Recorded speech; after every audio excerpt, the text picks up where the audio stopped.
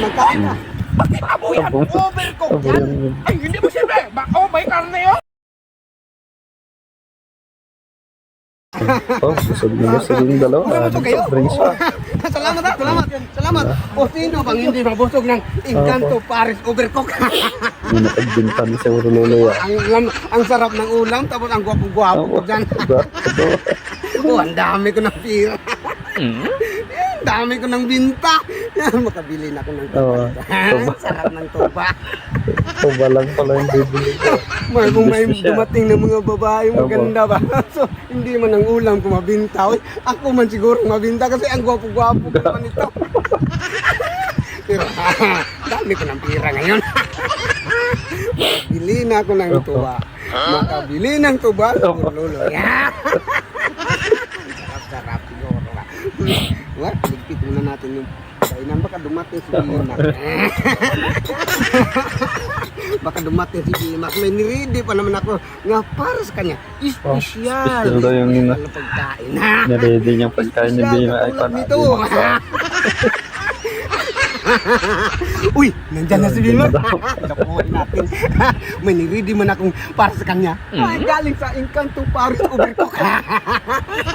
Pataka man yun sa ulam. Ngayon, pagpunta yan dito. Nandiyan na. Ba? May negosyo, Lolo. Si Lolo talaga. Ano na yung negosyo mo?